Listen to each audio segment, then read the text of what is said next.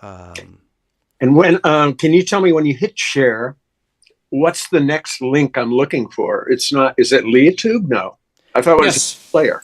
It is it's LeahTube. it's Leia it should Tube, be Leah yeah. too, Okay. I think. It is Leia Tube, yeah. And I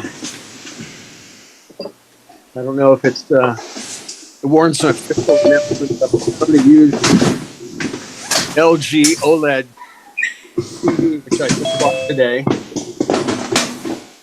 Let's see. It sounds like someone is. Yeah.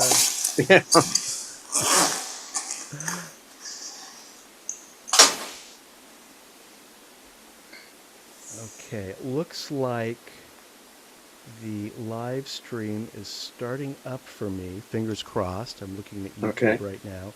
So, Bob, for this to work, I think you're going to have to go back out of where you are and tap that link again, Okay. whether it's in the email or the home page. No problem. Here we go for 3D TVs and Lume Pad. I do have a brand new 3D TV, an old brand new TV, which isn't hooked up yet. It's still saying upcoming right now. Okay. Well, With one give it a waiting. try If in I'm 30 seconds or so. I've got it up here, so okay, it'll and it is the eventually first happen. one, right? Upper row, far left. Scheduled for 9:10. Yeah, That's it. Okay. I can try clicking on it and seeing Yeah, where it I've takes got me. it Let me working try that. here. So just make sure that you kind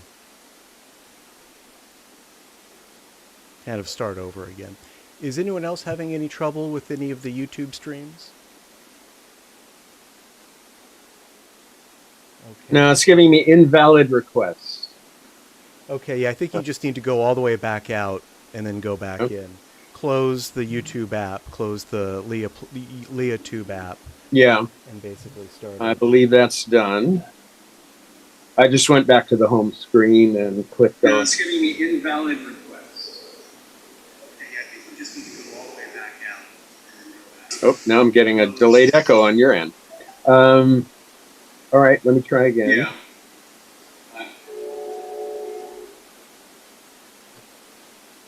Oh, wait a minute. There's two. The one next to it. Oh, now I'm getting a delayed echo on your end. All right, let me try again. Yeah. So it looks like Jay's got it up. Oh, wait a minute. And, let's see, I think someone There's needs to mute their two. One device. next to it. I'm getting a delayed echo on your end. Yeah, I think it's you.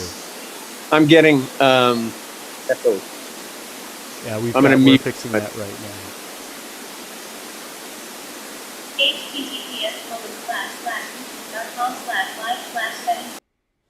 All right. Sorry, Jay, I had to mute you there.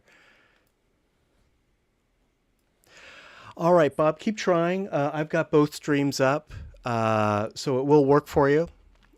I'm going to go ahead and get started with the screen share for those who are following along on Zoom. We have a good number of photos tonight. We have a new contributor also, Charles Brandt, who may not be able to participate. Oh, there he is. Hey, Charles. Yeah, I'm here. I'm so glad that you could make it. Yeah, I'm in Chicago, so I might not be able to stay the whole time, but I'm All here. right. Well, unfortunately, you were you're near the end of the group, so stick with us if you can. All right. If you can't, we will share our thoughts and opinions, and you can check it out later on our YouTube channel. We do save these slideshow streams for a couple weeks, and you'll be able to hear our comments and all that. Thanks for dropping by. They're great photos. I'm really looking forward to showing them. Thank you. And of course, tonight is our special subject. The subject is architecture. And we have some great examples of that. We're going to start with one by Jay, and the title is Gothic House.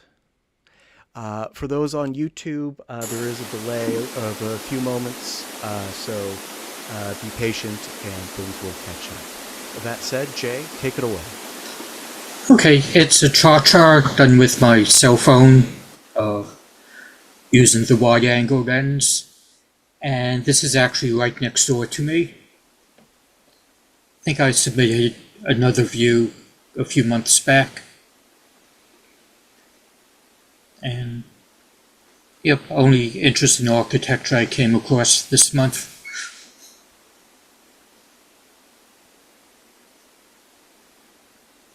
Well, for a cha-cha, I'd say your spacing is really good. Yeah, I did the usual multiple and chose the best. But there's a fence I'm sort of shooting through, so there wasn't much room.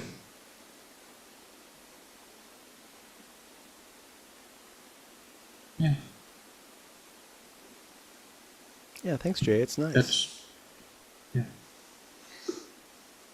The tree is a very nice foreground element, too. Yep. Actually, I like clone out a bit of the trees.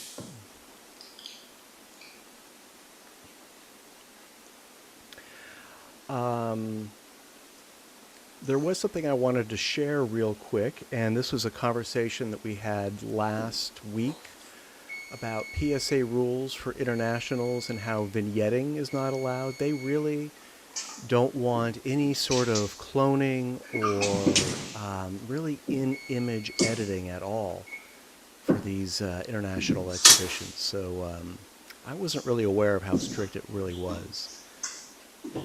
There's a bit of retinal rosin in the tree. Yeah, I think the tree moved a bit. Yeah, it's probably a little bit of wind that always wreaks havoc with cha-chas. I guess the only thing you can do with that is clone it, but then it becomes a flat tree. Mm-hmm. Yeah, thanks, Jay. Very nice. Oleg, I'm going to put you on stage now. We have 4 by you in a row. I didn't randomize the group this evening. And the first photo of yours, the title is Exterior of the Espresso Silo Coffee Shop. Yeah, what I was struck by the reflection. It's hard to tell what's in the building and what's reflection from the outside. The only thing I can say for sure is the blue sky is a reflection from the outside. I'm confused by the rest of it.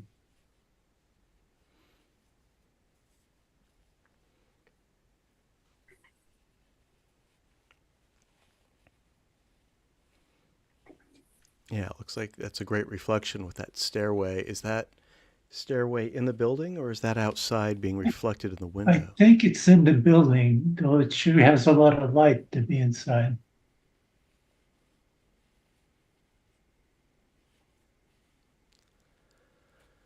Yeah, it's got to be inside.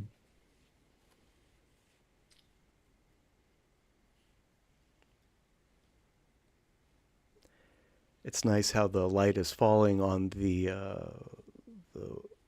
person at the table near the foreground there. Are you Yes. absolutely sure it's inside? Because I'm looking at the edge of the glass, and it looks like the stairs just stop there, which it could do if it was a reflection. But if we were looking through the glass, I don't know that it would be distorted like that. Or maybe that's the design of the stair, but it seems like unlikely that it would end right at the edge of the piece of glass. Plus, I mean, it's getting a lot of sunlight, which would make sense because you can tell it's a bright sunny day. Yeah, I agree with Steve. If you look at the inside of that cafe or whatever it is there. And the architecture inside, it doesn't look like that stairway fits with what's just to the right of it. I may be wrong, but seems like a totally different design. And I'm wondering if it isn't outside. I'm 95% certain it's inside. Okay. Well, Because it behind definitely, this, it's an alley with nothing in there. So it's got to be inside. Well, makes it The more. tr- Yeah. the trees are outside. Yeah. That's great. Yeah, I kind of figured that. I was making an assumption about the trees, but you never know these days. I know, great reflection. The only thing that bothers me a little bit is the intensity of that white to the left, on the left side. Yeah. Looks slightly blown out. Yeah. It kind of draws the eye away, and that reflection is so wonderful. Yeah. I'd like to draw the eye in there a little more. Yeah. Good. That's a good. I'll be changing it. a lot of intrigue in this one. Yeah, this is supposed to be seen on a large screen. Then you can see all the details. There's people there and stuff like that. Inside and outside too. That lady on the right, outside, I kept waiting for her to get her head up, but she never did. I'm getting an anomaly. The woman in the middle between the one on the right and the stairs, just in her lap, looks like there's something on the left chip, a purse, or I can't really identify it, that's not either there or it's in shadow on the right. Yeah, I think it's a little darker in one eye. Yeah. But when I'm just free viewing it, and it's vibrating for me because of the difference in the brightness.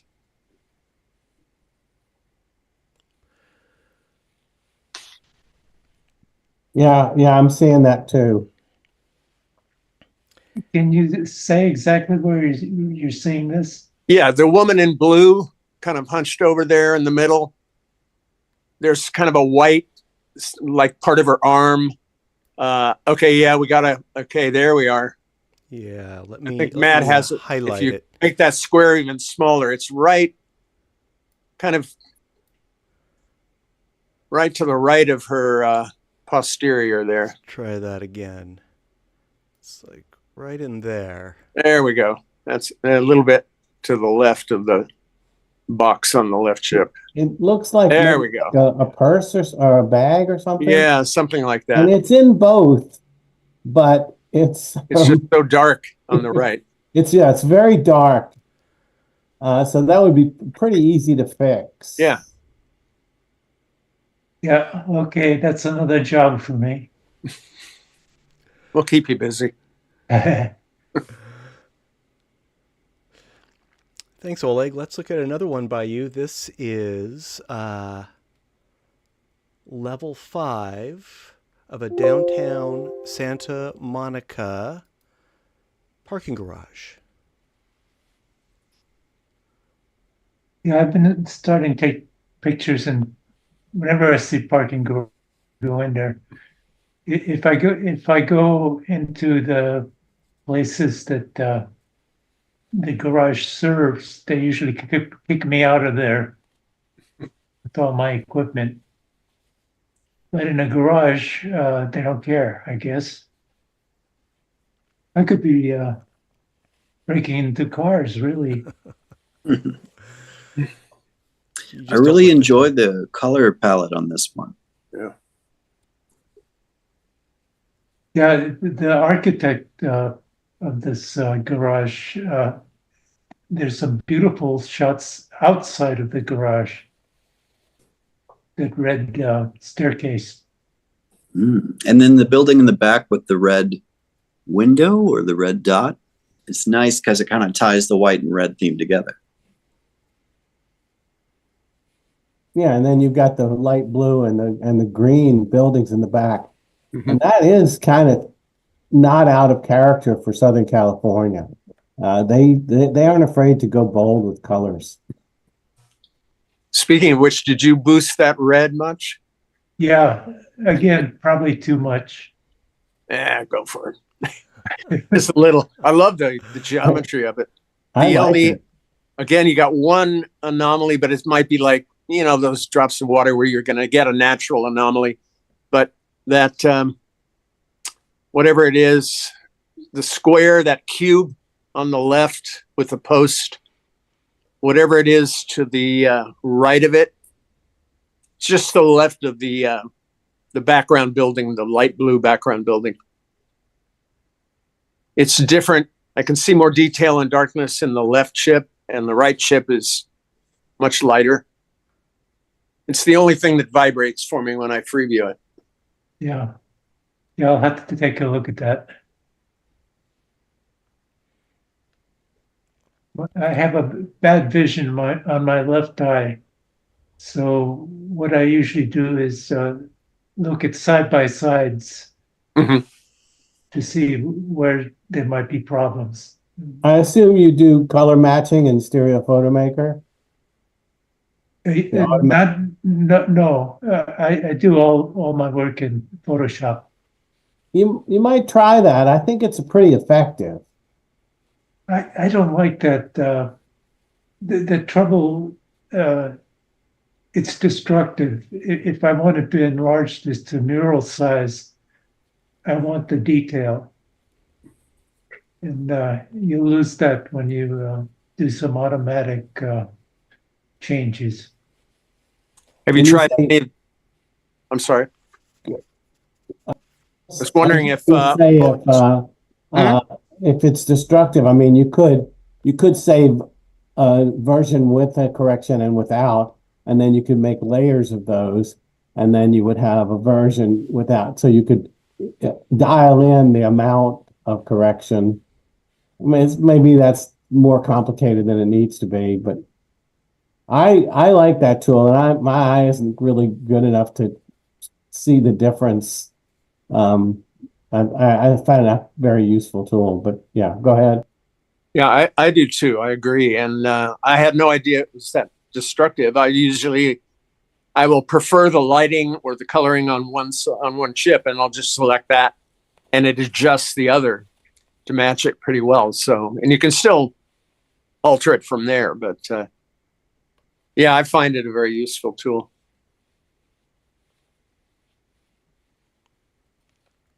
Love the geometry on this. It's like a Mondrian painting. My OCD does want to go up there and straighten the exit sign and just move it up and down. Oleg, would you call this one of your four-dimensional compositions? Oh yeah, at least I liked all the reds, and that won't show up in without the colors. You can use that designation on the wall back there to name it to levels 1 through 4 and 5, 6, and 8. The title is something like that. Yeah, the title Level 5 of a downtown Santa Monica parking garage.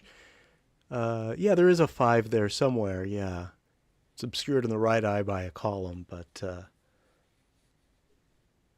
In about an hour, I took about 20 pictures, and all very different at that site.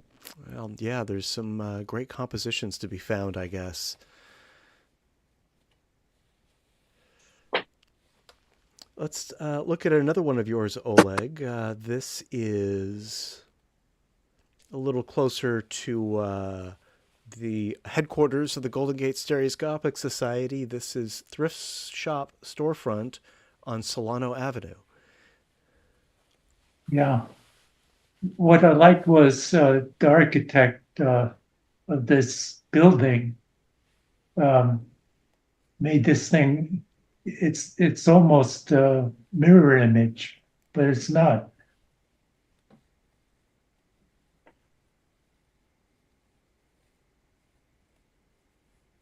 The treatment of the windows on both the left and right end are identical.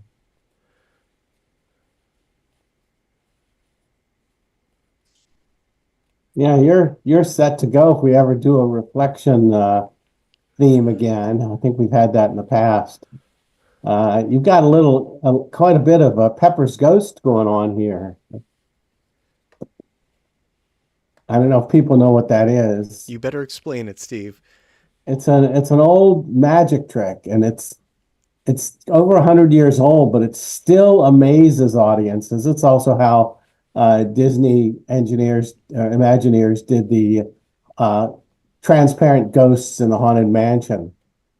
Basically just a reflection, but it's designed in such a way that the reflected image looks like it's there, just like it looks like cars are parked inside this thrift shop.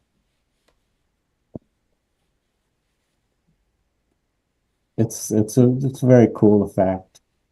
When you control it, it's very magical.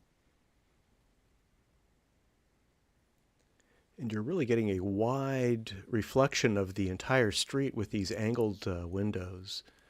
Yeah.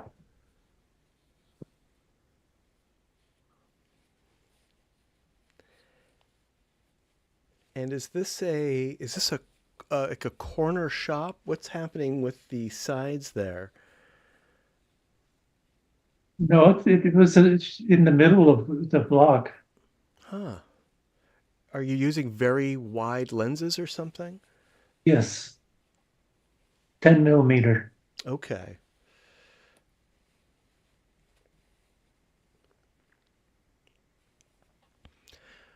Ole, did you make it to the Solano stroll on Sunday? Oh, they had the stroll. Yeah. I missed Was it. was the Yeah, eighth? I was there. I took a bunch of 3D pictures. Okay. I guess we'll be Not, seeing those in I October. don't know. Oleg's got a better eye than me. I mean, I passed by all this kind of stuff, and I never able to get a good picture. But I got some regular, W3 pictures.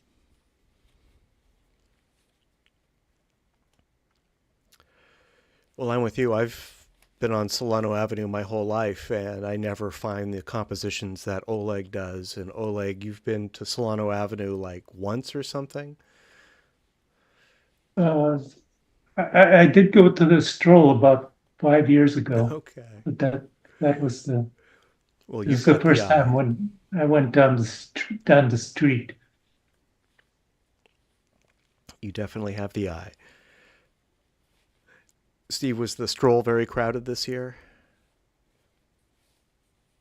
Yeah. It's funny when I first arrived there, I heard people saying, "Oh my God, it's so crowded," and I was looking around going, "Yeah, it's less crowded than previous strolls, but Yeah. it's always pretty crowded." I mean, obviously it was. I think they shut it down for a couple of years for COVID, and then it came back slowly. So yeah, it was pretty crowded. Sad though that there are no movie theaters, because I remember they used to run cartoons continuously at both theaters for free. So you could just stop in, enjoy the air conditioning and cartoons You're on the talking big about the screen. Albany Twin and the Oaks? Exactly. Right. Well, we see And I went the. inside the Oaks, and it's now a rock climbing wall. Yeah, it So is. that's interesting. They have at least restored the beautiful neon on that original oak sign, so at least that improves the neighborhood. And you can see the empty hulk of the Albany Twin in the reflection of the door of this photo, which is kind of sad. That was Tor's theater. Tor Clippard is still a member. He had to work tonight, and he has to work Thursday night, so we won't see him this week.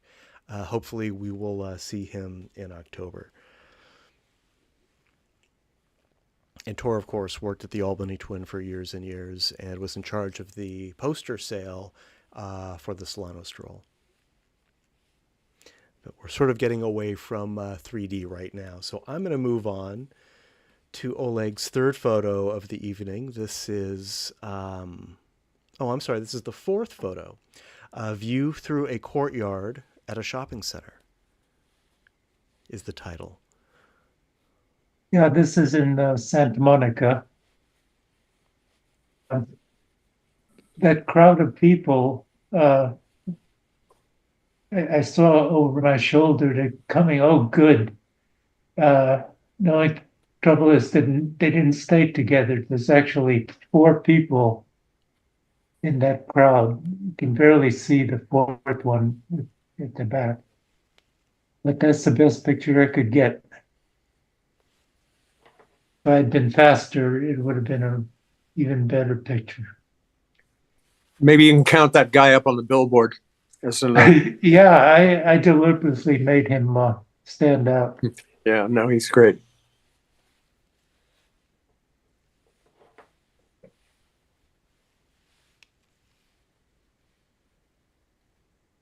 There's a shopping center in Santa Monica. Got kicked out of it about 4 times. Every time I go in there with my camera, the security people will kick me out. Wow.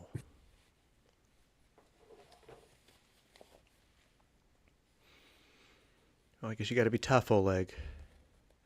You're definitely not inconspicuous with your rig, but I'd say it's worth it.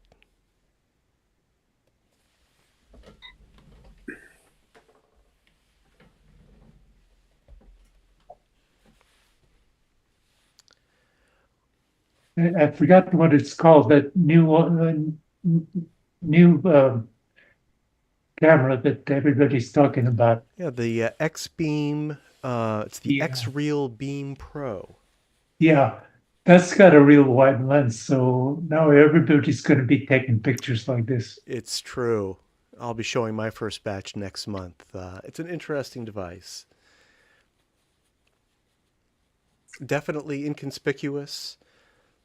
Not as capable as a Fuji W3, but more convenient in a lot of ways.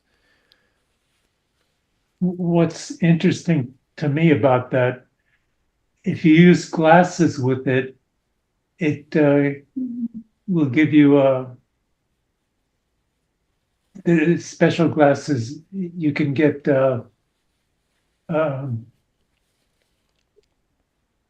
I forget the word for it. Well, I know they bundle like a pair of AR glasses, augmented reality glasses. Right, and what that will do, it will simulate what I'm looking at now, a TV sized screen. I think there has been some discussion about those on the main 3D Groups IO discussion board. I don't know anyone who's bought the bundle. Everyone who I'm hearing from is just buying the camera, including me. I'd be very curious to know how those work and how the Talking about the X-Reel yes. Beam Pro? Yeah. Because that's not a wide separation at all. It's 60 millimeters, I think. The separation isn't too wide, but the lenses are wide. Oh, right. Yeah, it does have that wide angle lens. Yeah. It's definitely not as much separation as Fuji, for example. You do have to get closer to the subject. Good for portraits, so. This, by the way, is 6-inch stereo base. 6-inch separation and 10 millimeter lenses? Right. Right. 10 millimeter equivalent. Right. Well, thank you, Oleg. Thanks for being on the hot seat. I want to jump over to Charles because I know, Charles, it's getting late where you are. So what I'm going to do out of consideration for our out of time zone participant, I'm going to skip over 8 photos. We are on number 5 right now. I'm going to jump over to number 14. We'll hear from Charles, and then we're going to go back to Bob and Steve. Sorry, guys. It's not preferential treatment. I just want everyone to get some sleep tonight. So if you'll bear with me, I'm going to jump ahead on the streams. If you are following along with the downloaded photos, it is image number 14. And let's wait 10 or 20 seconds or so for things to catch up on the screen, on the streams rather. And when we settle, we are going to start with one that I have titled. Charles, I didn't see any titles with your photo, so I titled this one San Francisco Chinatown #1. Okay, that's fine. Yes, this one I like taking pictures with kind of something closer and something in the background just to give it a little more interest. And I work sort of near Chinatown, so on a way walking home from work one day, I went around to take a few pictures, and this was one of them that I thought looked nice. Yeah, it's got a great 3D effect. Oh, Charles, and I've got some off-brand 3D camera, just in case you're curious, that I used to take it. It was very inexpensive, but I can't really recommend it as a great camera, but it's an okay camera. It says Easy 3D. I don't know that that's the brand because I looked it up and couldn't find anything. very interesting. It looks like you've got good separation between those lenses too, and you've got good depth in this photo. Yeah. I've never heard of that camera. How long have you been shooting with it? Maybe 8 years.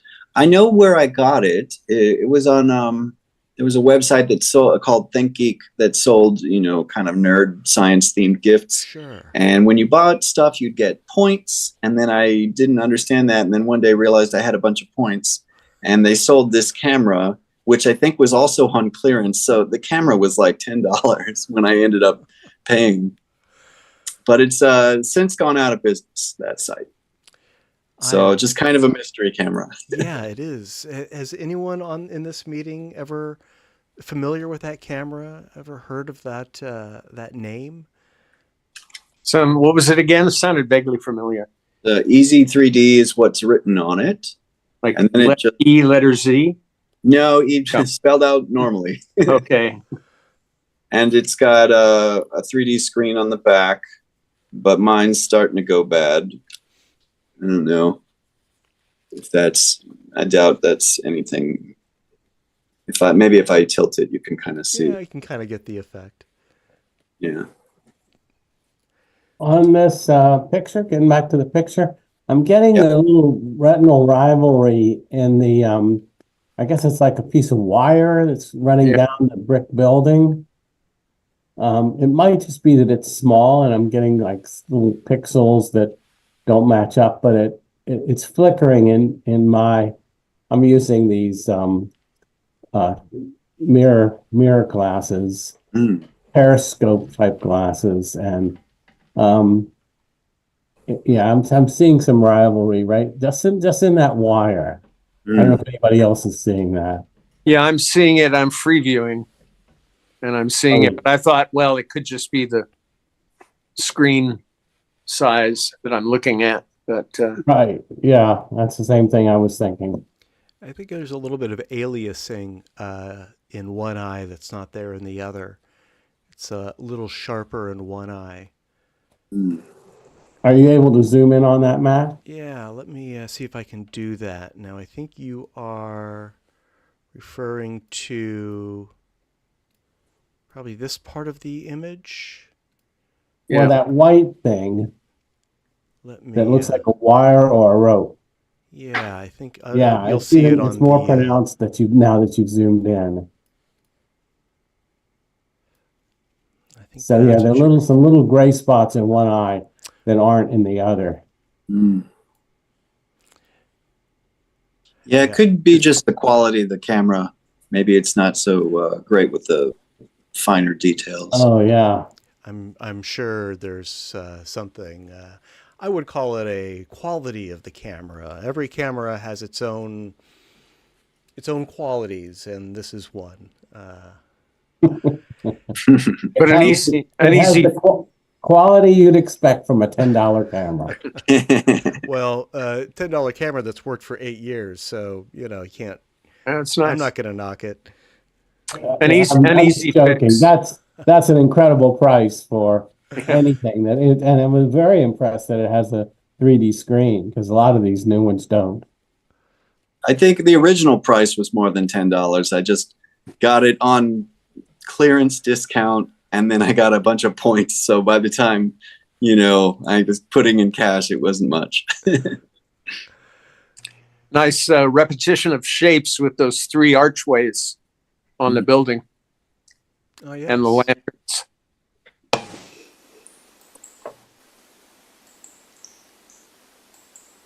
Let's look at another one. Here is San Francisco Chinatown 2.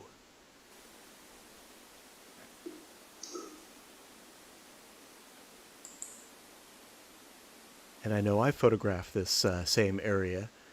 Yeah. I think there's a headquarters for the Taiwanese American representative. I don't know. There's a Taiwanese headquarters nearby, so that's why there's so many Taiwanese flags everywhere. But I liked how there was a bunch of flags and lanterns suspended, and then all throughout the alley, and it says Chinatown, so it kind of nice clear message. Great subject.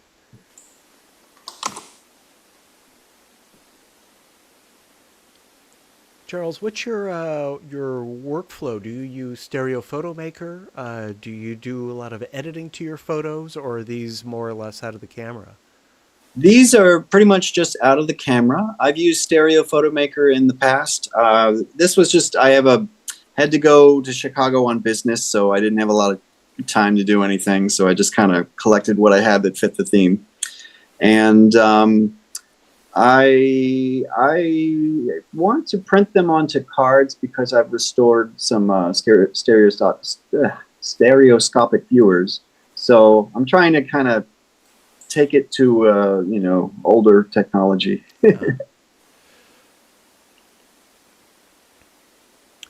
Oh, and I thought I'd mention this in case people don't have access to Photoshop. There is an online Photoshop equivalent that is free, and it is photop.com, PEA, like the vegetable. And it was made by a guy, he might have been Polish or something, like a guy in Poland said, I'm going to just make a free online Photoshop. And it has, most of the tools that maybe, 2006 Photoshop would have had. So it's got, a lot of the photo tools without a lot of the warping and the AI and all that kind of thing. I'm going to put that in the chat. I know a lot of us are interested in Photoshop alternatives. Mm-hmm. That one, it looks very close to Photoshop. So if you know Photoshop, you can go to that and no problem at all. Have you compared that to GIMP? I don't care for GIMP's interface. GIMP's powerful and I respect it, but the Photop does what I need pretty quickly. And I teach kids sometimes, and so I like that it's just online. I don't have to install anything. I can just go anywhere and start using it. So, right. Yeah. And Affinity has a 6-month trial now. Mm. Yeah, I'm a big Affinity user. So if you're willing to pay a little bit at one time, it's pretty powerful. Yeah, it's not up to what Photoshop is now, but it's probably pretty close to what Photoshop was 18 months ago.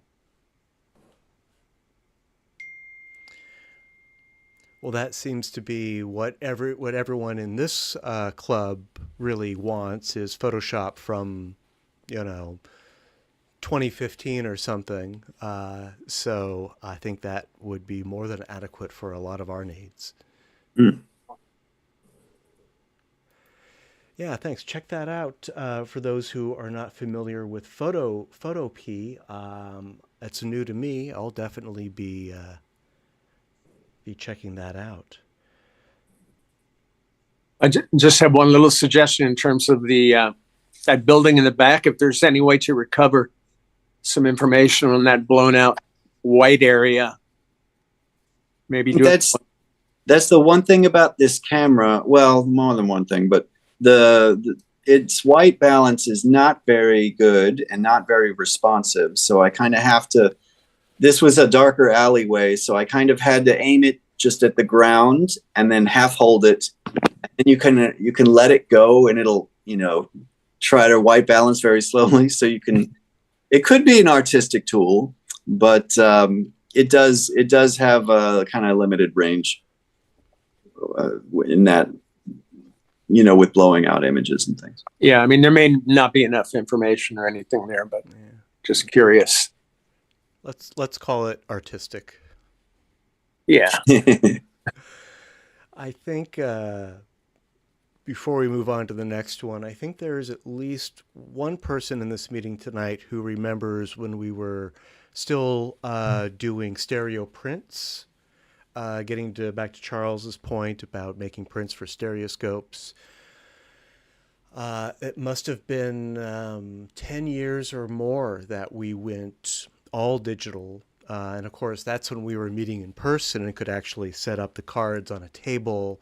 And we had, I think we had 2 or 3 stereoscopes so that everyone could view them. And I kind of miss that. I don't see them coming back for our Zoom meetings, but you never know. Actually, I found an iPhone holder that you can mount onto a Holmes stereoscope. So I was going to 3D print that out and try it out. I have seen that. I've seen them. I've seen smartphones like rubber banded to owl viewers, that kind of thing. It's a nice hack. Oh, and if anybody knows any resources for finding lenses for a home stereoscope, I got a set of 2 that were both damaged, and one of them I was going to use for parts, but I managed to restore the whole thing, and so I've got a second one that's got 1 lens, and so I either need to find one or a matching set to repair that one.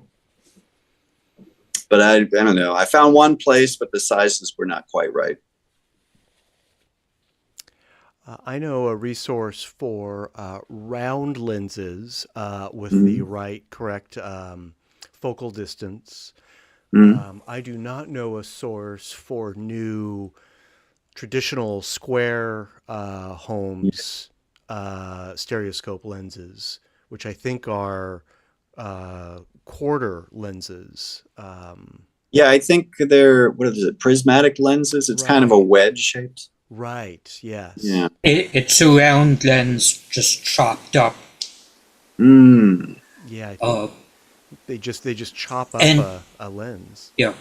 So if you're in Chicago, there's American Science and Surplus. American Science and Surplus. Oh yes, I know them. Yeah. All right. Yeah, that's Good a good chance they might have. I'm in San Francisco. I'm just here on business, but I've definitely bought from them before, so that's a good idea. Have you visited their store? No. I have to look up, see how close I am to it. You're close. All right. Yeah, that would be great.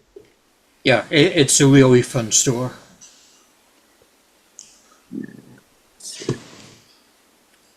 I'm looking. Sounds like Jay wants you to visit that store.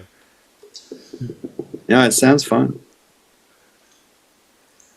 Now you have 2 from Chicago also. Let's take a look at those. The first one I called Chicago 1. All right, so this is along the Lake Michigan waterfront. And, I just was trying to get pictures of those skyscrapers, but they have some that are just so tall, it's hard to get them all in the same shot. So I figured to make it a picture of something, I'll take a picture of the lamp post and then, have all these great things in the background.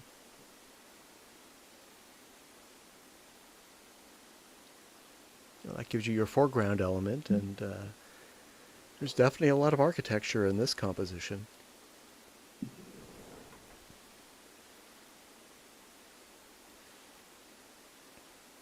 I'll have to take another picture of the big bean. It's for those of you who don't know, Chicago has got this big chrome-covered giant bean-shaped sculpture, and underneath it, the reflections are absolutely crazy. So I think it'd be fun to take some images underneath. I've got a whole series at the Bean. Oh yeah, Yeah, oh, it's a fun place. I love it. Mm. Tricky to get a stereo selfie from it, though. yeah. I took one, but it wasn't quite good enough to share.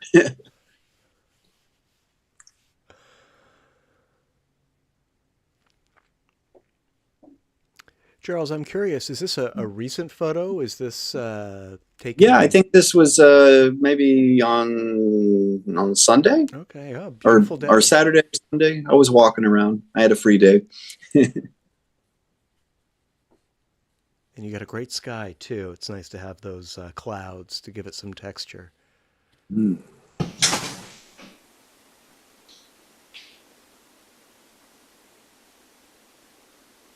All right, and then our final photo from Charles for this evening is what I've called Chicago 2. I'm very curious about this one. All right, so this one, I think I was walking to, I don't remember the name of it. Oh, well, there's an observatory, and it's on this little island. And so I was walking towards it, and I walked over some train tracks, and they had all these buildings, and then I don't know what it is, but it's train equipment, and I liked how it, getting it at an angle so I could have the buildings in the background. And then, a little bit of the bush in the front just to kind of create some layers of depth.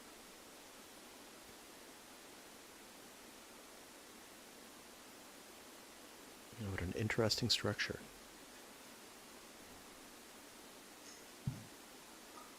Yeah, but the sky's real blown out because just that's my camera. It's not that great for highlight or punch. One habit I got into when I was shooting with my Fuji W3, which I think your camera is, kind of sort of the equivalent of, given the era and given that it's got a nice, had a nice auto stereo screen, and just looking at where the position of the lenses and the flash are. I don't know if your camera has any manual settings. Yeah, it's got a few. Yeah, the Fuji W3 tends to take brighter pictures also, and in order to avoid blowing out the sky, I'd always set the exposure down, maybe a full stop, and then in Photoshop or really any photo editing program, bring the exposure or the brightness up. That way it just it's able to capture more of the information in those bright areas. Okay, yeah, I'll give that a try. It's something you can try.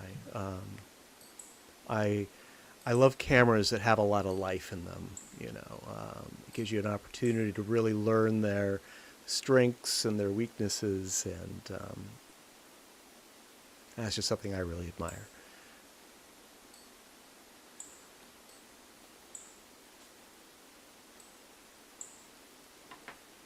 You've done a really nice job of keeping everything, for the most part, kind of behind the window in these photos. In this one, that I guess it's like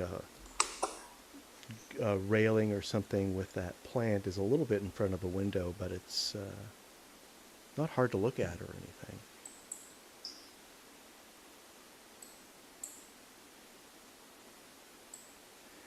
Very nice. Well, thank you so much, Charles, for contributing these, and I hope that we can see 4 more from you at our next regular meeting on October 1st, which is right around the corner. No, my pleasure. Yeah, I also hope understand that you're a couple hours ahead of us, and if you're nodding off, that's totally understandable. But if you want to stick around, I'm going to go back to photo number 6. We've got a group from Bob Bloomberg. We've got a group from Steve, and that'll take us through the rest of the evening. So I'm going to go back and just bear with me as we go in reverse. Don't get car sick or anything. Now, Bob, we're going to start with you. I hope I selected the right ones. I had more than 4 to choose from. And I'm going to start with Escher Hotel Architecture. Yeah, not the right one, but it's okay. All right. Well, I'm very curious to know how you made this. Well, that's basically out of the camera. I turned it, that stairway. I'm still trying to figure out the floor is basically one of the walls. So this is a cha-cha done with the iPhone. And the only manipulation I did, I added a little green tint to that one window-like thing in the front. Of course, I had the that walkway coming through the window, masked it off.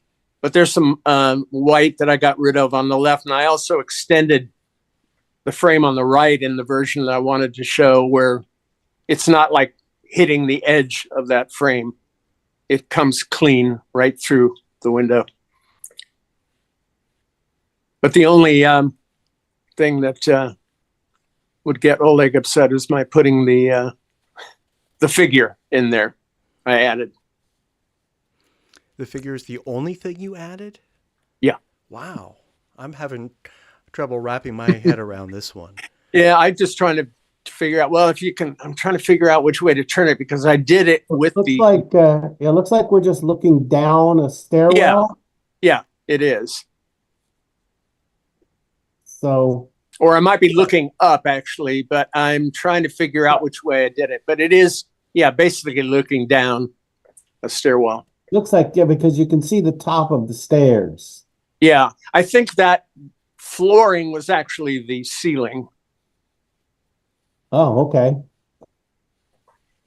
Oh, it looks nicer than usual. Well, I thought it had an Escher-like quality when I turned it upside down, and I wanted some scale there, so I cheated and put a figure. Oh, it's very creative. Thanks. So you have to imagine it not hitting the edge, which I don't like doing over there. And that little sliver of white gone.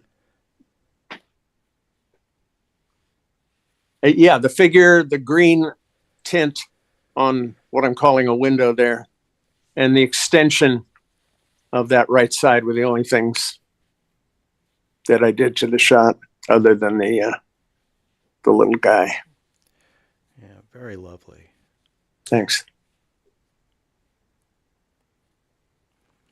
And having that bright area in the background really draws my eye through this composition. I really enjoy exploring that background area. Oh, yeah, this is fantastic. This gives me a lot of ideas I hadn't thought of my own pictures, but I think we are looking down, because aren't we looking at the railings on these staircases? Good point. I'm trying to figure it out myself. It's been a while. This was taken last year in England.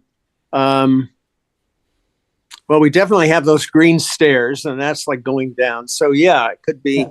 I'm gonna have to find the original and play with the angles, and maybe I'll try to post the original untouched shot in the future. And I mean, it's looking down or up a stairwell. It wouldn't even matter if you rotated because this could be how it looks normally. Yeah, I just like the composition this way. Gave it just more of a surreal, futuristic feel to it. And I like the way it framed the figure with those concentric curves coming out. And nicely done. The figure, you placed the figure there. Really, I would not have guessed he's not actually there. Yeah. Thanks. It reminds me of the Bradbury building. Yeah, I love that building. Yeah, Bob and I took pictures at the Bradbury building. Yeah, I was just looking at a shot of you standing outside. All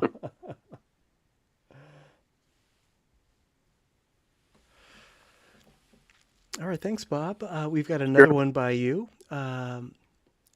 Mission Inn Stairwell Architecture. Yeah, this was taken, I don't remember what camera I had, but this is a back stairwell at the Mission Inn in Riverside. Fantastic hotel.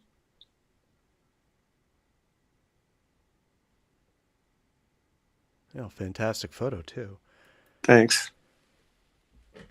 Wish I had a little more room on the left. I don't like the lights being so close there, but I think this was the best that I had to work with. Although I could ask the AI to add a little bit on the left there for me. Was this the top level, or could you have gone up higher? No, this was at the top, and I had to kind of lean over and rest my camera on the railing. And I was just guessing at the separation. It was difficult to get real depth going down without totally distorting the top row there, but it's still very pleasing to me, and I just love the geometry of it and the color.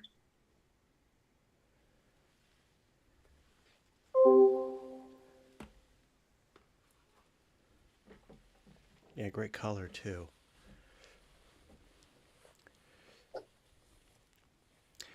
Bob, you mentioned AI. I know you didn't use any generative fill or anything in this photo, but No. have you been using it? Have you been using it successfully? Yeah, I'm, I've talked about my love-hate relationship with the AI programs and how they kind of cannibalize and Frankenstein everyone's art that's out there on the web. But just for taking your own photographs and adding, like here, if I wanted to have more on the left, I'm going to try it, but it's been remarkable. I mean, it kind of takes a whole snapshot, analyzes the whole picture and says, okay, well, it should have this over here, or the stairs need to be extended over there. So it does amazing work. Oh, good to know. Yeah, you just select a larger canvas size and then select that area and say generative fill. It's even conceivable that it would look through a database and find this actual building. Yeah, very Google, I'm still astonished at what the search engines, not just Google, but there are other ones, can look through what has to be trillions of pictures, Yeah, at least billions of pictures, and find the one you're looking at. yeah. Well, you've heard about, they did this amazing, I mean, just giga upon gigabytes of this panorama of like Notre Dame that is just unbelievably huge. And what they did was scan the web, and okay, they needed a piece up there of the tower, and they found someone who had photographed it from the right angle, and they put it was like this massive jigsaw puzzle that ended up, you could have done 100% print and have it fill a football field. It was just a huge project. I don't remember the name of it, but Finding the correct angle is not even essential, because if you get 2, 3, or 4 pictures from different angles, yeah, you can send that to the computer and it'll know how to build a 3D model out of that. yeah, exactly. Yeah.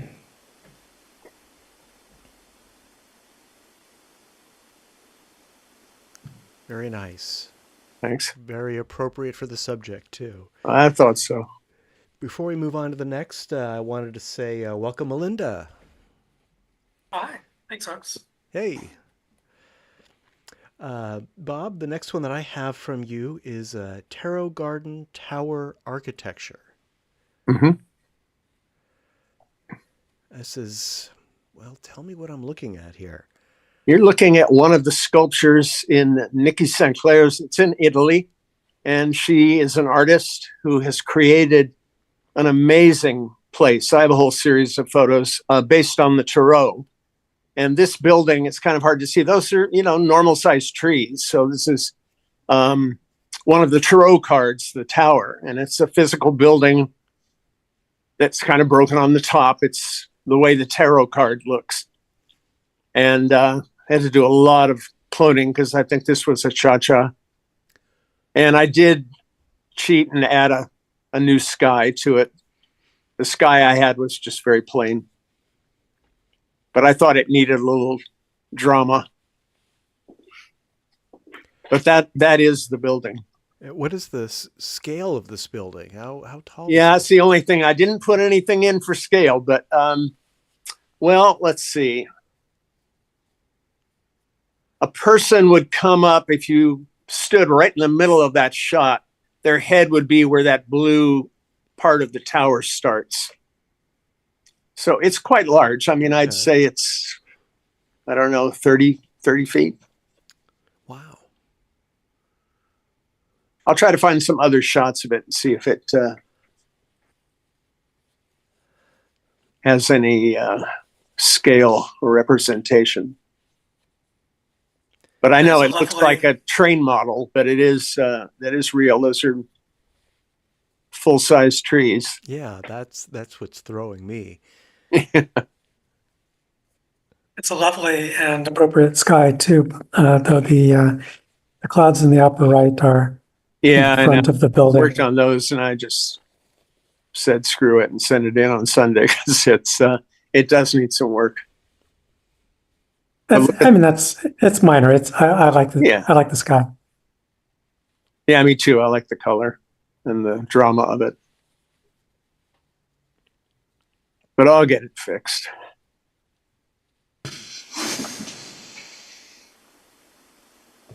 Yeah, there's some amazing sculptures in that place. All mosaics and just so whimsical. And I'll bring some more in next week. Right.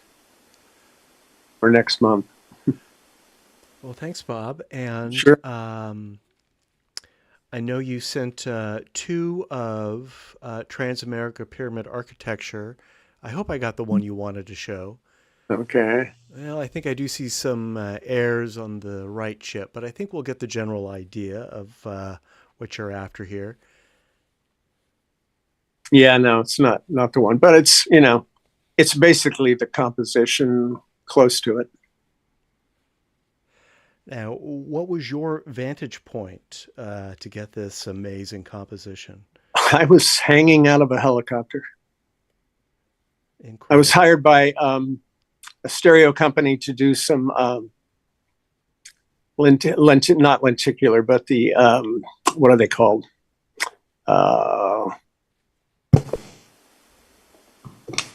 Was a series of 3D that was based on stereo pairs, but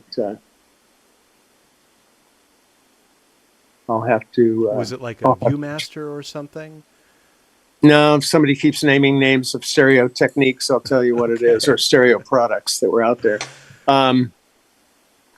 They could be backlit. The film strip? No. This is they're like prints, but they're slides. Oh, is it a stereo jet? Yes, thank you. Stereo jet. Yes. So they wanted, I shot some of the Golden Gate Bridge. I think I presented one of those too, but I had never been up in a helicopter shooting before. So did some research, and this was in a time when they allowed pilots to get in pretty close to the city. I had some wonderful views. Great opportunity. Great Yeah, result. yeah. I want Great. to see those bridge photos. I'm sorry. I want to see those bridge photos now. Oh yeah, I'll bring some. That's a great through the window effect too.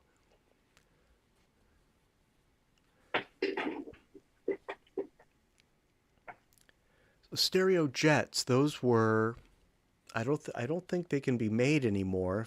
Correct me Yeah, if they're I'm not wrong. doing it anymore. I think those were like, yeah, you said they were backlit. They were sort of like transparencies with the polarization Yeah, integrated in the print. it's been so long that they sold. They made cards for my images and sold them in the Golden Gate Bridge gift shop Oh, for a while. wow. Oh, those must be collectible now. I remember Jim Gasparini had a big collection of stereo jets that he had made. And I think you do have to, as I recall, they were mounted on his wall, and I think they were backlit.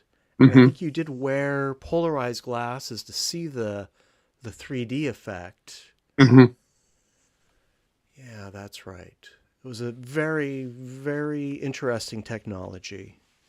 Yeah, I'll try to. Maybe I can do a show and tell. I'll go find some of mine that I have.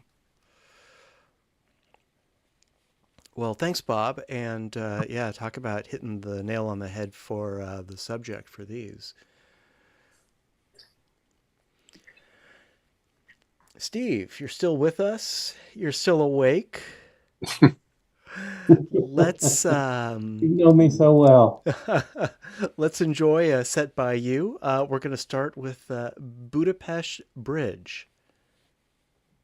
Okay, so remember from last week, we took a little trip along the Danube, and so I think all four of these are cha-chas, and a lot of them are from a boat, but this one's from a bus.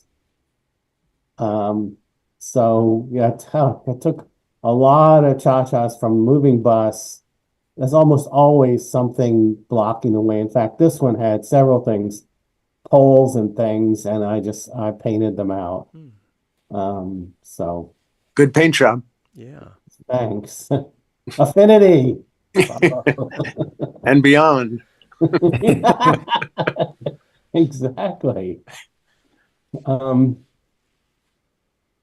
So yeah, just I like the, position of the bridge relative to I guess it's like a Capitol building there. I think it might be the Parliament building.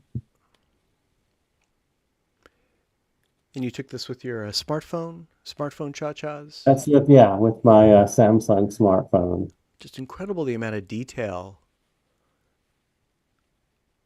Yeah, I mean those phones are so high quality. The iPhone and the Samsung, the Galaxy phones are all really high quality, very, very advanced optics and in such a slim package too. Yeah, it's unbelievable.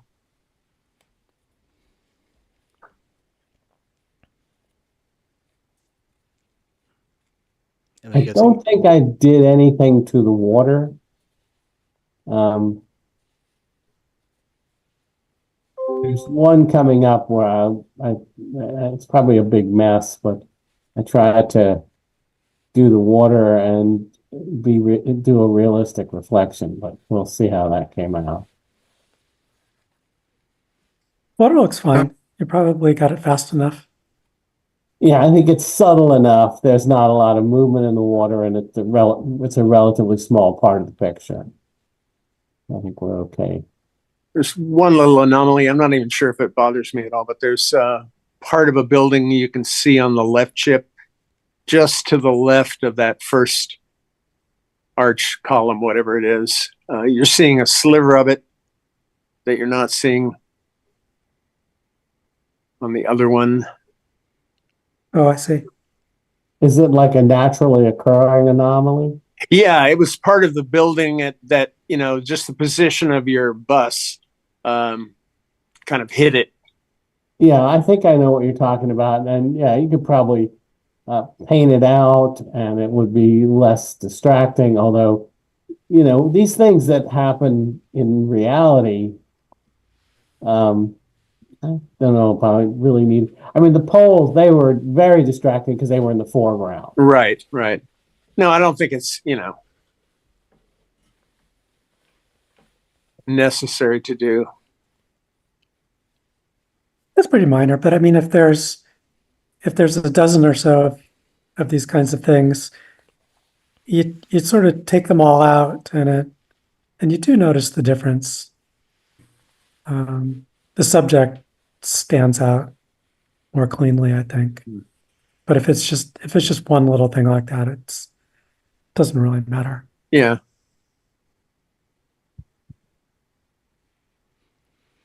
Yeah, I could see a justification for taking that out. There's a little brightness anomaly going on with that just above the water in the very middle. There's kind of a white dot next to that white area. I think that's the reflection. There's a white building behind it. Let's see, I'm previewing it. Yeah, it's just something right above the wall or whatever that is. It's just a brighter white dot. Above the wall? Well, there's that white shape that's kind of like a vase shape. And where the wall hits, that just the horizontal wall there's a bright white dot, right? That building that has a red roof. Uh-huh. If you go down just before it hits the wall. Yeah, I'm not actually seeing that. Yeah, it's just brighter. It's the same on each one, but it's very bright on the left on at least what I'm looking at. And it's kind of in shadow a little bit on the right. If you blow it up, I mean, again, in minor. Let me zoom in a bit here. I think I've got the area. It's right down below. Yeah. No, I'll tell you if you do a. Let's see. Would it be to the left or to the right? Wherever your cursor is, go down to the wall. Okay, now go to my right. So maybe your left or right. No, the other way. Other right. Okay, now go down toward the wall. Oops, no, it skipped. No, now I've lost it. Oh yeah, okay. So you see that spot between where the trees open up and you can see the white building in the background? Below the bridge. Below the bridge. Between the bridge and the wall at the very bottom, there's all the trees, but there's a break in the trees and there's a white reflection off a building in the back. No, now I'm not seeing it. It's okay. Yeah, I think it's. I'm sure it exists. As Gilda Radner would say, never mind. I mean, it's there from now. I see it very prominently when it's reduced. But I find when you go in too close, when you start seeing pixels, then you kind of lose the subject. Yeah, lose the big picture. Yeah, no, forget it. It's fine. I think it is a valid point, though, and that's what we're here for, to rip these photos apart. No offense, Steve. It's a beautiful photo. Go for it. Let's enjoy another one. This one is Danube banks near Budapest.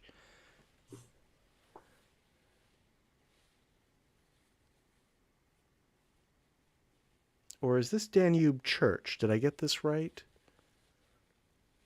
I can't remember now. I have to look at my collection.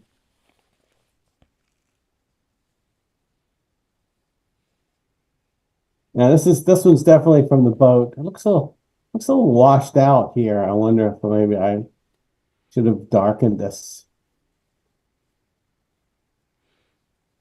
Well, the colors look good to me, but it is very much in front of the window.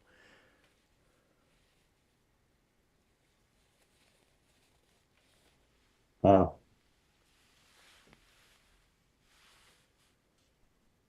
There's a spire that's in the right eye, but not in the left, between the two foreground spires.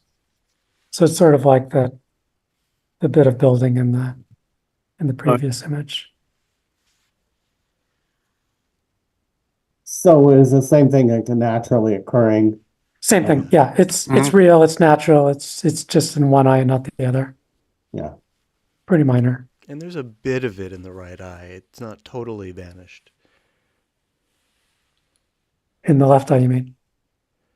I don't see it in the I left see eye. most of it in the left eye, and I do see a sliver of it in my right eye. I'll zoom in for what it's worth. Yeah, you got a sliver. So it's natural. I kind of like it zoomed in. Maybe I should crop it. Yeah. Yeah, but then you'd have to get rid of that other anomaly then, where you see the spire on the right and don't see anything on the left. Yeah, I could do that. Or you can just cut and paste it and put it Oh, in. are you looking at the white spire? I'm looking at the dark one. The dark one. Well, when you were zoomed in, there Oh, I was see. another one that appeared. There Yeah, is zoom in. another. It's Zoom in again. Yes, I was. Okay, now between the two, there, you see there that it is. building with a spire there? yeah. So I'll do my highlighting here. In Yeah, the that's right the one eye. I thought you were talking about. Yeah, that's it. the one I was, because you don't see it at all in the left. Yeah. Yeah, I it's not in the left talking eye. about So that. it kind of flickers for me a little. Yeah, I'm always torn with those because that you would see those in like the ViewMaster pictures, and it is naturally occurring, and back then there was really not any way to get rid of it. But yeah, if there's no corresponding one in the alternate eye, then sometimes it's more comfortable to just take it out. But I agree. I think it might be interesting to do a crop where you're focusing more on those spires and forego the side buildings, even though it frames it nicely. Yeah, I think I agree. It's They're so wonderful, and just the positioning of them all make a nice. well, yeah. My first impression of the overall image was that I wanted to see the ground level. That's all cropped off the bottom, which I'm sure is just because there's just too much confusion down there. But in the image that remains, the towers are the real show. So you could solve both problems. Yeah, by, I cut off more on the right. Even Yeah, there. make more of a square image out of it. Yeah. Zoom in a bit on the good stuff. And, Yeah, I think that is a good suggestion, and I think that I'd leave the whole building on the right there, but just to the right of it, crop it. yeah. And then if I was going to revisit it, I would go ahead and paint out that part of the building that is only in one eye. You never notice it. Yeah, and that building. Yeah, when you crop in a bit, that building in the background gets really interesting. Yeah, I mean that's part of the challenge with this stuff is there's so many really beautiful buildings, and they're hundreds of years old, sometimes thousands of years old, and you just want to see them all. Right, but do you want to show them all in a stereogram? I think it's. Well, I think yeah, Just put them all in the same picture. I mean, it's a real. it's a real natural reluctance to give up any part of a good image, right? When you see that there's all this good stuff in there, but more isn't always better. But it can be a great starting point. You can sort of shop around within your image and try to find, the thing I that'll think give the it's biggest also impact. useful in this context, of course, to get feedback from you guys, and then also to sit back and look at it, because at the time, I was actually plowing through several thousand pictures, and in a case like this, I had so many, I would just shoot a big progression of pictures as the boat moved by these. And so, within just this scene right here, I might look at 30 different pictures of these same buildings. So yeah, this was exhausting. And I think by the time I got two that worked, I said, "Oh, great, I'm done." Without thinking, "Oh, wait, I should crop this." It is Yeah, exhausting. I guess Go ahead, my Melinda. approach is to try to ask myself, what element do I really like? What's my favorite element Yeah. in the image, and then take a look at what it's like if I kind of crop that one to become the main part of the image. And often it's a whole different image, and usually gets a lot better. Yeah. But it's hard to think to do that.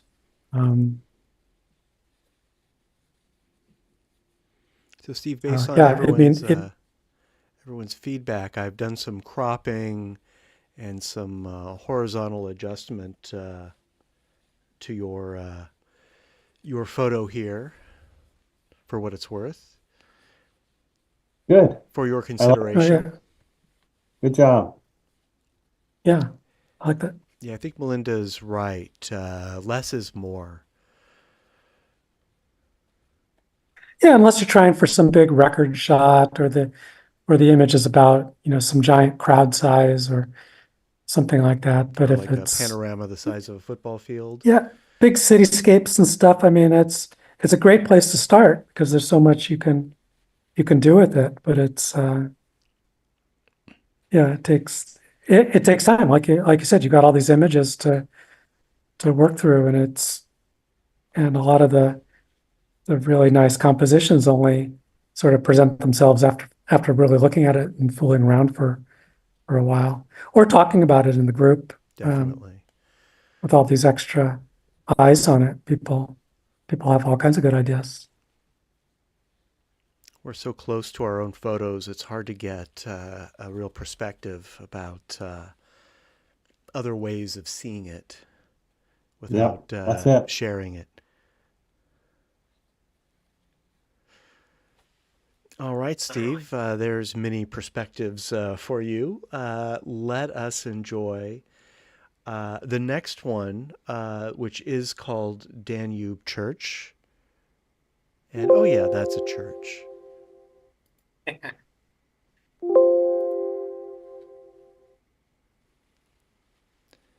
And this will be popping up in just a moment.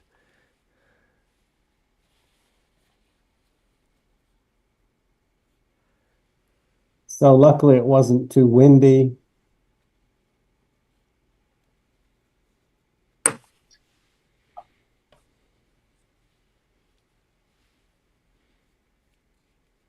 Yeah, that's a nice Yeah, hyper. I'm seeing some retinal rivalry now in the trees, but they also might be naturally occurring. I don't know. But yeah, I'd probably want to go in and fix that. Don't know how I missed that before. Well, like I said, it's natural, so it's not. Yeah, that's probably the case. Did you do a sequential or burst mode on your phone for this one? Do you have any others? I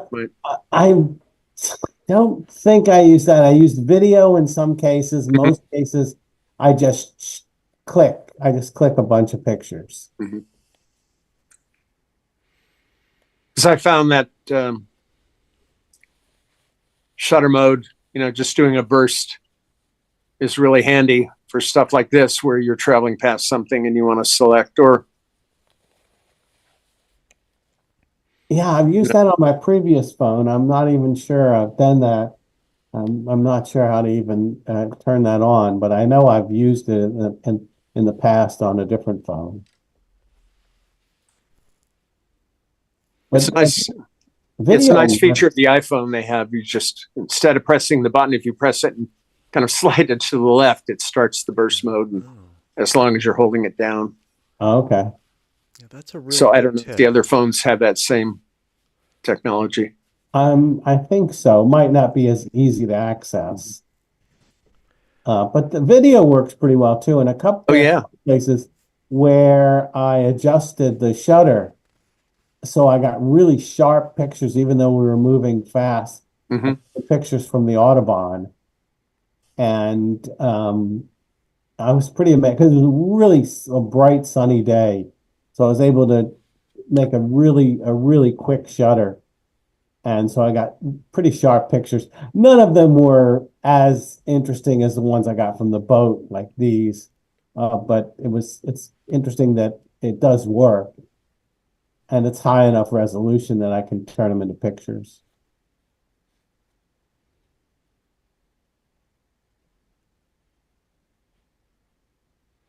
That's a good tip about the burst mode. I took a ton of cha-chas for tonight, and when I brought them home, they were all too hyper. I didn't even bother entering any. Now I realize if I was, using a burst mode, I'd have a lot more to choose from. So I'm going to give that a try. Yeah. Well, thank you, Steve. This is a lovely Good photo. too. How was the Thanks. how was the river cruise? Oh, it was beautiful. It was a little hot. And in Hungary,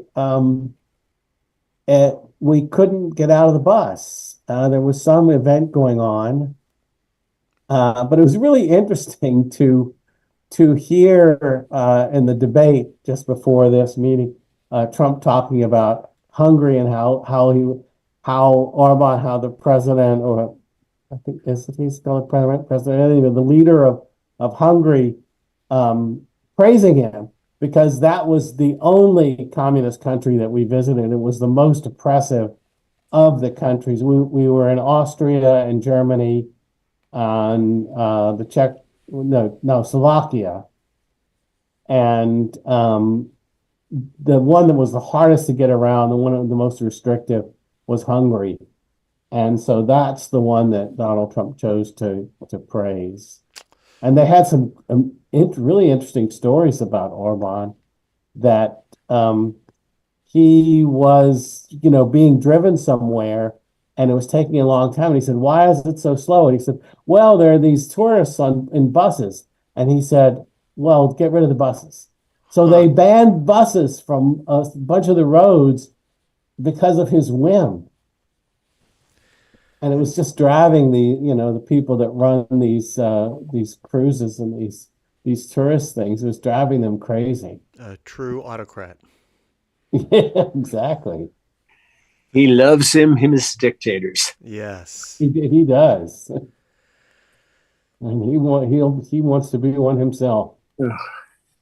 I couldn't. My doctor said my blood pressure couldn't handle watching the debates. I couldn't watch it before I this really, meeting but tonight. I have surrogates watching it and giving me highlights. Well, Trump started off kind of strong. Well, he's not a strong speaker, but he wasn't as crazy as usual. But Kamala really knew how to push his buttons. Oh, she did? She got him? Yeah, she started talking about his rallies, Uh-huh. and then it triggered him, and he started ranting. Oh, good. So bravo for her. Yeah. I was a little frustrated that most of his lies just sort of Yeah, didn't they're get supposed addressed. to be. It Yeah. was so much better than the Biden debate, though. She called him out on his lies, and both moderators called him on his lies.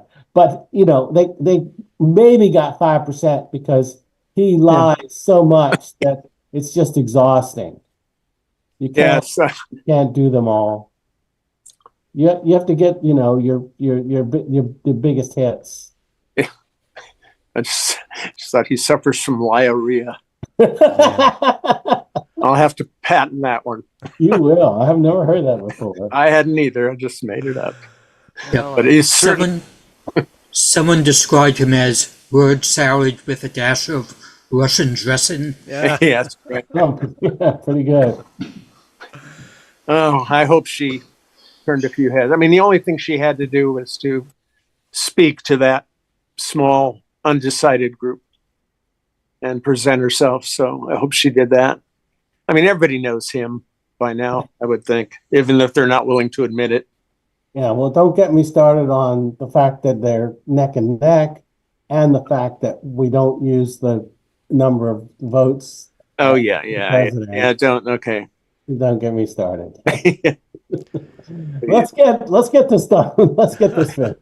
Yeah. Bob, I'm sensing that a creative composition might be forming in your mind, a Lyria Yeah, I might stereo have to. photo. Well, if you're I don't think it inspired, could be share shown with in us. company. Well, Steve, thank you for sharing these. That Think is our there's one, group isn't there one tonight. more? Oh yeah, we do have one more. I'm sorry. I guess I'm getting ahead of myself. This is the final stereo photo of your group, and it is Hungarian Parliament. So, yeah, this is, I probably a failed experiment, but what I did is I skewed the highlights on the water, but I kept the reflection part unskewed, so it would sort of match the perspective of the building, because, if you skew the water, because it's a child's yeah. if you skew the water, the reflection gets skewed too. Mm-hmm. So it's I knew it wasn't going to work, but I wanted to try it and see if I would get close and get some feedback. Yeah, it's close. I would try taking those highlights down a bit, or experimenting with trying to isolate them, and then just skew some highlights if you can isolate or separate them. The only thing that obviously about, but to clone out that whatever it is on the left and in the sky, just to get rid of that distraction, because everything else, I like the hyperness of the building. It's wonderful. Okay, yeah, it's an amazing building. Of course, we couldn't stop. We just had to get it while we were. I think this is from the bus, but I do have a bunch from the boat as well. Yeah, content aware would probably get rid of both the whatever that is, where the river meets the shore. Yeah, Affinity does have that feature. Yeah, that and that whatever that pole or structure is touching the building that's halfway up the sky on the left. In the left eye, there's an area in the water where it looks like the highlights were missed. You've got kind of a solid color there. There's a good the chance. water. Yeah, probably maybe even tried one of your techniques. Well, I think the water is very effective. I think it's a successful experiment. Oh, okay, thanks. I think it's a good idea. I think you might have skewed it a little too much. Could be. But I definitely endorse the idea. I think it's a great idea. Thanks. Yeah, don't give it up.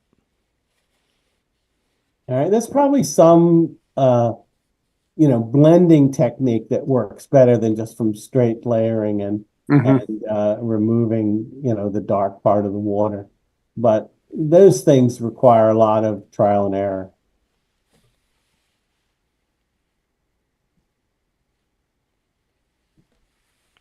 Oh, before I forget, on the river cruise, you can go up on the top deck, and then the bridges, the ship wasn't, I think it was 3 levels maybe, but it came very close to the bridge. And the wheelhouse actually is on a gantry. It actually, like an elevator, it actually lowers. And I was up there twice actually, and saw the wheelhouse drop down into like a hole so it could go under the bridge. And I have some video I shot of getting really close to the bridge. It was probably, 10 feet above my head. Did you take any photos? I did. I don't think I took 3D because I really wanted to take a video of going under the bridge and a video of the wheelhouse dropping down. I guess I could have used the video feature in the W3, but maybe when I found out we were going under a bridge, I ran up and I had the phone in my pocket. Sure. But I was not aware of that. I just wanted to share that because it's pretty cool. Well, thank you, Steve. I think all these photos were very cool. Well, thank you. Let's take a poll. I'm going to skip ahead. Let's see. I think our late arrivals missed the 4 photos by Charles Brandt, but we will see them again. I will go through the slideshow again, one at a time for the poll, just spending a few moments on each photo. For those who can, on the screen right now, and this is coming up on the YouTube streams, we have the URL, the link for the poll, and there's also a QR code, which is handy if you're using a phone or a tablet. What I'll do is I'll go through the slideshow again, spend 3 or 4 seconds on each one. I will announce the titles. We'll have a chance to see these links and this QR code at the end of the slideshow as well. You can make your selections during the slideshow or after the slideshow, or maybe you've already made your selections. In any case, I'll go through these, starting with Gothic House by Jay. Wait, let me try that again. Gothic House by Jay.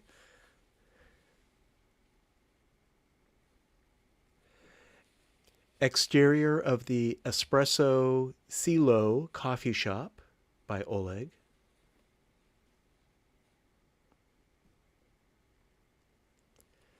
Level 5 of a downtown Santa Monica parking garage by Oleg.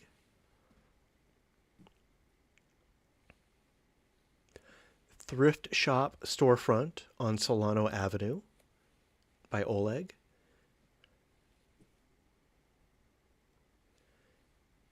View through a courtyard at a shopping center by Oleg.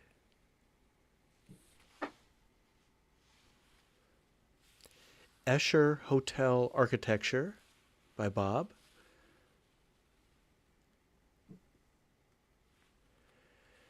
Mission Inn Stairwell Architecture by Bob.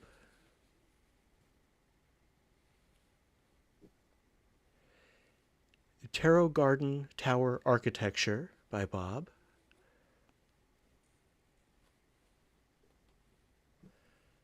Transamerica Pyramid Architecture by Bob.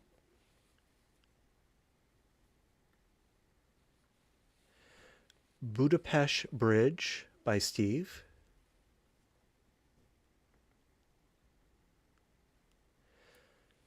Danube Banks near Budapest by Steve.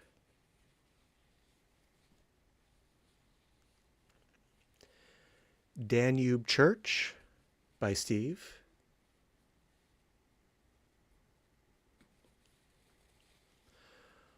Hungarian Parliament by Steve.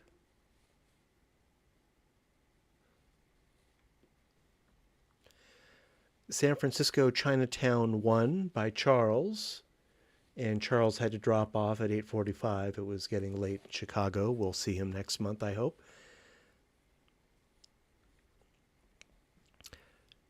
San Francisco Chinatown 2 by Charles.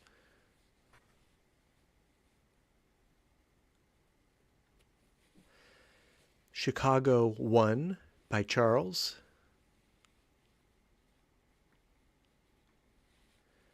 Chicago 2 by Charles. That was our slideshow for this evening. So let's spend 60 or 90 seconds or so and choose our top 3 from this evening, and then I'll show the results.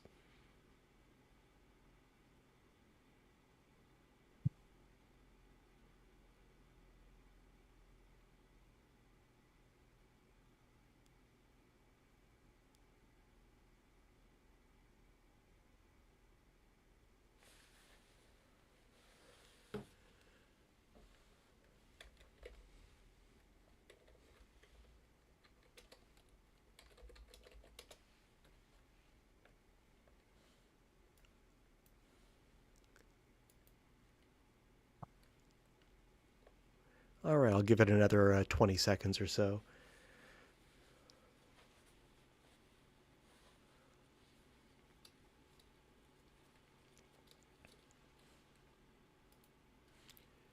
Would anyone like more time?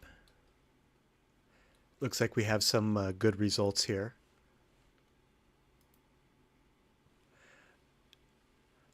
I'm going to share my screen with the results screen.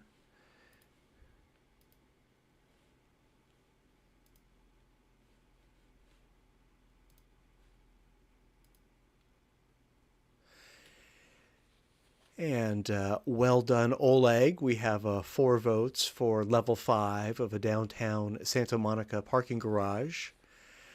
Bob, clear second with Escher Hotel Architecture. And then we have a lot of runner-ups with 1 vote.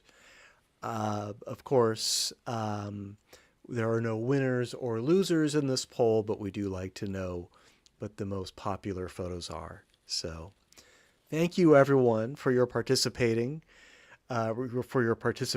by submitting photos and by voting in our poll. And that's our main group for the evening. I just have a few announcements to make. They are that I'd like to remind everyone that Jack Musako's retrospective is Thursday the 12th, 2 nights from tonight. It's at 7 o'clock, same Zoom link, same YouTube streams. I'll be sending out a reminder email and posting a reminder on the popular groups IO discussion boards. I have a huge slideshow that I've curated, and I think that it will be, frankly, it's going to be a lot of fun because Jack had some very creative ideas. So I hope to see you there.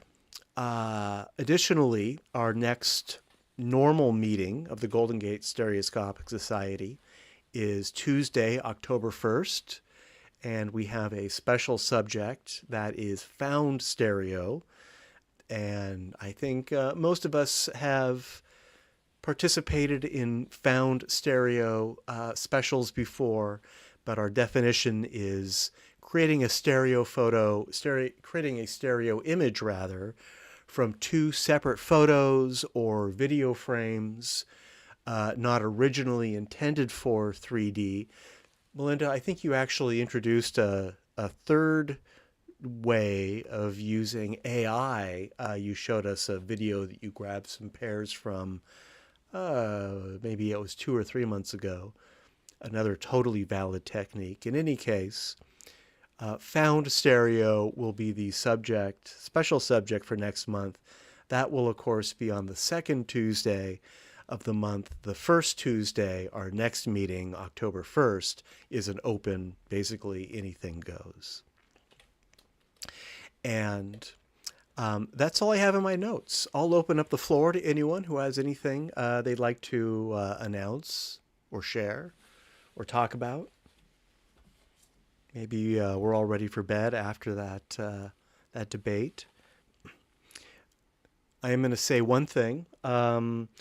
Speaking of, we lost Bob. That's okay. I was going to speak of his Escher Hotel architecture photo. I mentioned the Bradbury Building, and if anyone wants to see the Bradbury Building in 3D, I think one of the best ways is this terrible movie, Mickey Splain's I, the Jury.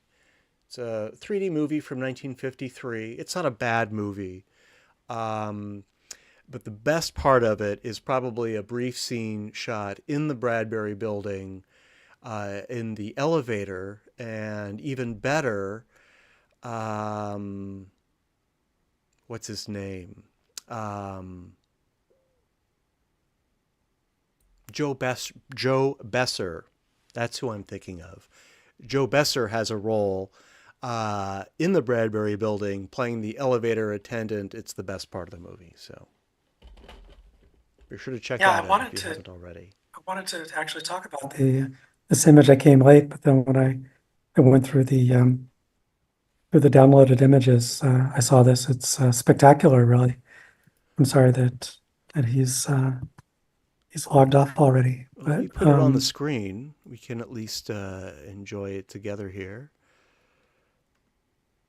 Yeah, it's really stunning. What more can you tell me about it? So you said it's the Bradbury Building. Where is that? How did he take the picture? It's not actually the Bradbury Building. I had mentioned that because I thought it resembled the interior of the Bradbury Building. Okay. But it's actually a stairwell of a building. I think he said it was in London.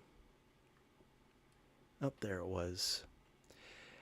And then is that an elevator going through the middle or something?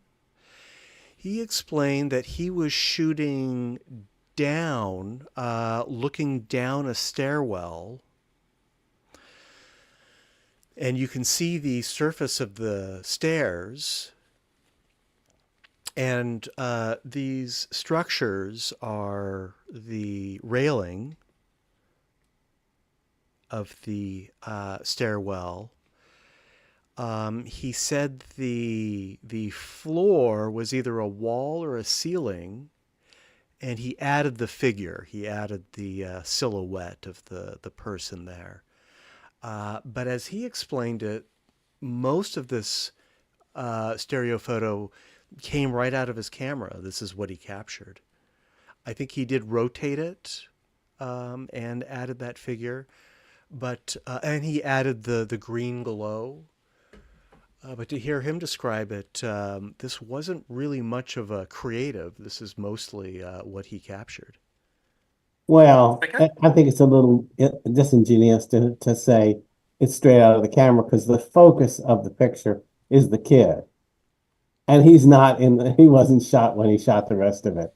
So it's the essence of a creative. He's added the one, human character in there, the focus of the whole picture. I mean, all the lines are pointing at him. Yeah, but it's a creative. So it's and that's exactly the stuff that Jack would do, right? It is exactly. I'm not in no way denigrating it. I don't think it's appropriate to say this is straight out of the camera. Because when he said that, I go, whoa, how did he do that? Is that like a kid doing his Spider-Man impression? Most of the pixels, I literally guess, thought it was like a cardboard cutout that was attached to the wall. Yeah, I thought my initial thought was that it was a typical alien. But the closer I look, I guess it is just a silhouette of a kid. But it's very striking. And I guess the really lucky thing was how the light gets brighter and brighter the further down the stairwell you look. I mean, I voted for this picture. I love this picture. But he's manipulated it quite a bit. even though Yeah, but it's a pretty special. It's interesting. hey, you get to do that. Yeah, it's of course. That's his specialty. Bob's a genius at that stuff. Yeah. You're definitely allowed to do it at the Golden Gate Stereoscopic Society, but you're not allowed to do it for the Photographic Society of America. And something we mentioned. Ever? Not ever. I think we mentioned this at our last meeting about vignetting, about how adding a vignette during processing is forbidden by the PSA. I've got a list that includes removing, adding to, moving, or changing any part of an image except for cropping and straightening. So no object removal, no adding birds or silhouettes of boys or whatever. Blurring parts of the image during processing, darkening parts of the image during processing, all conversions other than to complete grayscale monochrome, and conversion of parts of an image to monochrome or partial toning, desaturation, or oversaturation of color. So for whatever that's worth, that's how the PSA sees it. That's not how I see it. That's not how we see it, I think. But there's another opinion. Well, I mean, that's the naturalist approach or the realist approach. And I have nothing against that. I think it's a great category, and it could even be fine for the default for open categories. But for specials, I mean, there's got to be some kind of special that allows almost anything. Yeah, Maybe a montage or something. It's yeah, I don't know. I've gotten looser and looser about that over time. I think most of us kind of have, yeah. or at least some of us started off preferring realism and then just slowly relaxing into allowing more free expression. Yeah, I'm not going to deny any creatives in our open group. And I think the term that probably best describes what we're looking at here is altered reality. Sure. And I think you can kind of get away with anything if we call it altered reality. That word altered in the category suggests to me to alter away with the photo. So yeah, we will never reject anything as spectacular and creative as this, no matter how it was made.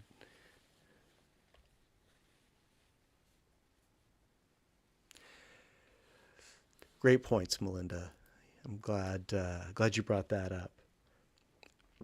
And Sure. if you haven't, the YouTube stream of the slideshow will be up for a couple of weeks. So if you'd like to, you can go back and catch up with the parts that you missed. Oh, yes, that's true. I could get the explanations. And I will say hello to our YouTube audience out there. I know you're out there.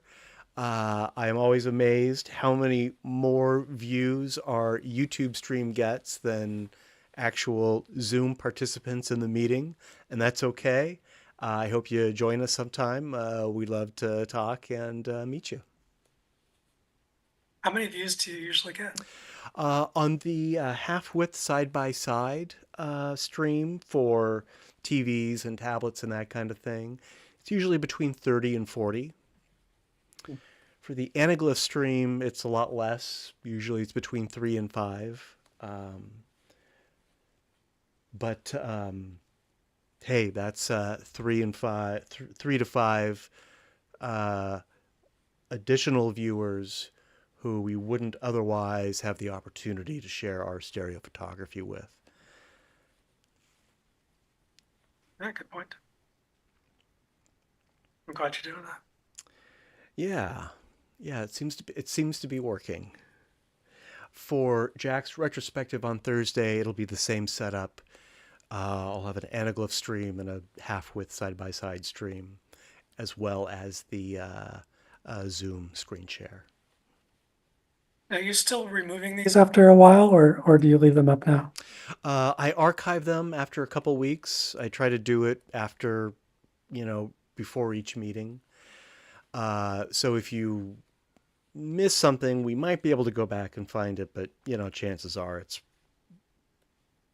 I don't really catalog them or anything. I just keep them up for a short time for people who might have missed the live meeting. I guess I would propose that maybe we leave them up. And one possible compromise is that you could turn them unlisted so that people can't find it via searching, but you could add them to a playlist that you could link from the site or from the club's account. Well, that would be easy to do. That's a really good idea. Does anyone have any objections to that? That way, they would be available, but they wouldn't be coming up in searches. I wouldn't necessarily not list the most current video, but the archived or the older ones would, be there for people who knew where to go to get them. Yeah, great idea. I can make that work. Great, thanks. All right. Well, thank you everyone for joining us. This was a bit of an unusual night with our schedule change, but I appreciate the participation. We had some fantastic photos tonight. Please join me on Thursday, and please join me on October 1st. Until then, good night, everyone, and I'll see you later. Adios.